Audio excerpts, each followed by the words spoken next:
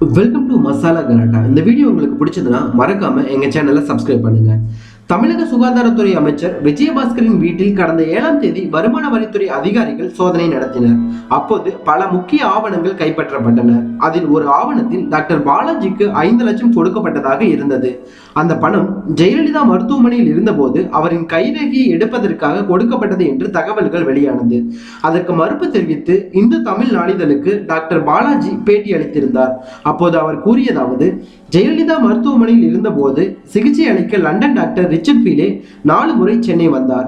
முதல் 3 முறை அவர் தனியாக வந்திருந்தார். அப்போது தாஜ் கோரமெண்டல் ஹோட்டலில் தங்கினார். ஆனால் அக்டோபர் 23ஆம் தேதி 4வது முறையாக வந்தபோது குடும்பத்தினருடன் வந்திருந்தார். அதனால் அவரை ரெயின்ட்ரி ஹோட்டலில் தங்குமாறு அப்போலோ மருத்துவமனை நிர்வாகம் கூறியிருந்தது. ஆனால் அவர் ரெயின்ட்ரி ஹோட்டலில் தங்காமல் தாஜ் கோரமெண்டல் ஹோட்டலிலேயே தங்கினார். நவம்பர் 2ஆம் தேதி காலை அவர் லண்டன் புறப்பட திட்டமிட்டிருந்தார். அவர் தங்கியதற்கான ஹோட்டல் கட்டணத்தை நவம்பர் 1ஆம் தேதி செலுத்த வேண்டும். ஆனால் நாங்கள் ரெயின்ட்ரி ஹோட்டலில் தான் தங்க சொல்லியிருந்தோம். ஆனால் நீங்கள் கட்டணத்தை செலுத்த முடியாது என்று அப்போலோ மருத்துவமனை நிர்வாகம் தெரிவித்தது. இது பற்றி அமைச்சர் விஜயபாஸ்கருக்கு தெரிவித்தேன். அவர் தனது உதவியாளரிடம் 5 லட்சத்தை கொடுத்து அனுப்பினார். ஹோட்டல் பில் 4,20,898 ரூபாய் செலுத்திவிட்டு மீதமுள்ள பணத்தை அமைச்சரின் உதவியாளர் எடுத்து சென்று விட்டார். ஆனால் ஜெயலலிதாவிடம் கைரேகை எடுப்பதற்காக ரூபாய் 5 லட்சம் வாங்கியதாக கூறுவதில் எந்தவித உண்மையும் இல்லை என்று, எல்லாம் வதந்தி என்றும் கூறியிருந்தார்.